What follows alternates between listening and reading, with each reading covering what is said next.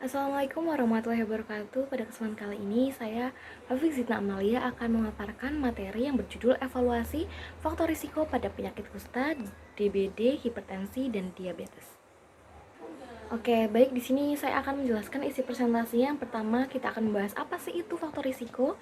Yang kedua, faktor risiko pada penyakit kusta, faktor risiko pada penyakit DBD, faktor risiko pada penyakit hipertensi, dan faktor risiko pada penyakit diabetes. Apa sih itu faktor risiko? Baik, faktor risiko. Faktor risiko dalam epidemiologi adalah variabel-variabel yang berhubungan dengan peningkatan risiko suatu penyakit atau infeksi tertentu. Faktor risiko adalah karakteristik, tanda, atau kumpulan gejala pada penyakit yang diderita individu yang mana secara statistik berhubungan dengan peningkatan kejadian kasus baru berikutnya. Faktor risiko dapat mencakup berbagai aspek seperti perilaku, lingkungan, genetika, dan sosial ekonomi. Misalnya, merokok adalah faktor risiko utama untuk penyakit jantung koroner dan kanker paru-paru. Berikutnya, faktor risiko pada penyakit kusta. Penyakit kusta di Indonesia masih menjadi masalah kesehatan masyarakat yang perlu mendapat perhatian karena dapat menimbulkan masalah yang kompleks. Kusta adalah penyakit kronis menular yang menyerang saraf dan kulit. Bakteri Mycobacterium leprae penyebab kusta ditularkan melalui kontak langsung dengan penderita kusta yang belum mendapat pengobatan. Penyakit kusta juga dikenal sebagai lepra. Penyakit kronis menular yang disebabkan oleh bakteri ini dapat menyerang saraf dan kulit dan dapat menyebabkan gejala seperti mati rasa, kesemutan, kelemahan otot, dan kerusakan pada kulit. Berikut beberapa contoh variabel pada resiko penyakit kusta. Yang pertama, kontak erat lama dengan penderita kusta. Yang kedua, riwayat keluarga. Faktor genetik ini berperan dalam kerentanan terhadap kusta. Individu dengan riwayat keluarga kusta memiliki risiko lebih tinggi. Yang ketiga, sistem kekebalan tubuh yang lemah. Orang dengan sistem kekebalan tubuh yang lemah seperti penderita HIV, diabetes, atau kemoterapi lainnya lebih rentan terinfeksi bakteri kusta tersebut. Kondisi hidup yang tidak higienis, kebersihan dan lingkungan kondisi hidup yang buruk juga dapat meningkatkan resiko terpaparnya penyakit kusta. Dan yang terakhir, tinggal di daerah endemik. Kusta ini lebih banyak ditemukan di daerah tropis dan subtropis dengan kondisi sosial ekonomi yang rendah. Berikutnya ada pencegahan. Yang pertama, pemberian multiduring terapi MDT kepada semua penderita kusta untuk memutus tali rantai penularan. Yang kedua, pemberian pencegahan primer single dose kepada kontak dekat penderita kusta yang berisiko lebih tinggi. Dan berikutnya, meningkatkan kesadaran masyarakat tentang kusta termasuk cara pencegahannya kepada masyarakat. Berikutnya kita akan membahas faktor risiko pada penyakit DBD. DBD adalah penyakit yang disebabkan oleh virus Dengue yang ditularkan melalui gigitan nyamuk Aedes aegypti.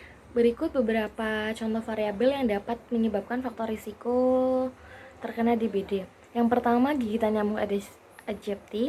Yang kedua, lingkungan yang mendukung perkembangbiakan nyamuk genangan air, tempat sampah yang tidak terawat, dan kondisi rumah yang lembab dapat menciptakan atau menjadikan itu sarang nyamuk.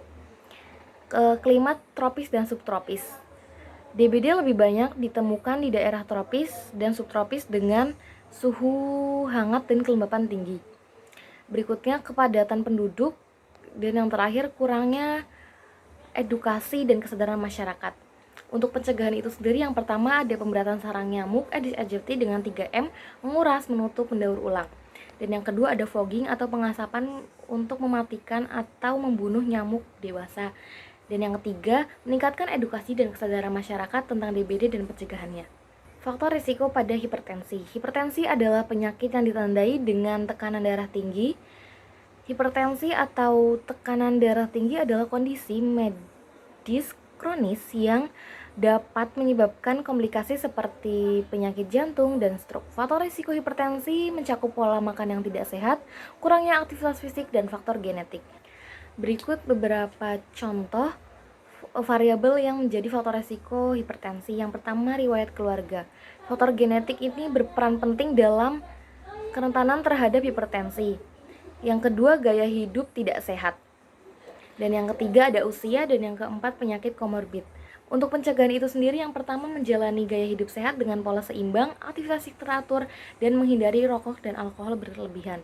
Melakukan pemeriksaan tekanan darah secara rutin, terutama bagi penderita faktor resiko tersebut. Yang terakhir, mengikuti pengobatan yang tepat jika sudah terdiagnosis hipertensi. Faktor resiko pada diabetes. Diabetes adalah penyakit kronis yang terjadi ketika tubuh tidak dapat memproduksi atau menggunakan insulin secara efektif. Insulin adalah hormon yang membantu gula atau glukosa dari makanan masuk ke dalam sel untuk digunakan sebagai energi. Ketika tubuh tidak memiliki cukup insulin atau tidak dapat menggunakannya dengan benar, gula menumpuk dalam darah yang dapat menyebabkan berbagai komplikasi kesehatan. Berikut contoh variabel yang dapat menyebabkan faktor risiko penyakit diabetes. Yang pertama, riwayat keluarga. Biasanya riwayat keluarga dalam diabetes ini lebih mudah, resikonya lebih tinggi dibandingkan tidak memiliki keturunan yang sebelum-sebelumnya tidak mengalami diabetes. Yang kedua, kelebihan berat badan juga dapat menyebabkan penyakit diabetes tersebut. Kurang aktivitas fisik yang rendah dapat meningkatkan resistensi dan resiko diabetes tipe 2. Gaya hidup tidak sehat, konsumsi dengan makanan tinggi gula, karbohidrat, olahan dapat meningkatkan resiko diabetes juga. Dan yang terakhir ada usia. Untuk pencegahan itu sendiri, yang pertama menjalani gaya hidup sehat dengan pola makan seimbang, aktivitas fisik teratur, dan menghindari rokok dan alkohol secara berlebihan. Yang kedua, melakukan pemeriksaan gula darah secara rutin, terutama bagi individu dengan faktor risiko. Dan yang ketiga, mengikuti pengobatan yang tepat jika sudah terdiagnosis diabetes. Materi tersebut dapat disimpulkan bahwa kusta, DBD, hipertensi, dan diabetes merupakan penyakit yang dapat dicegah dan ditangani dengan baik. Mencegah lebih baik daripada mengobati. Oleh karena itu, penting untuk memahami faktor-faktor resiko yang dapat meningkatkan kemungkinan terkena penyakit tersebut. Sekian dari saya, mohon maaf jika ada salah kata. Wassalamualaikum warahmatullahi wabarakatuh.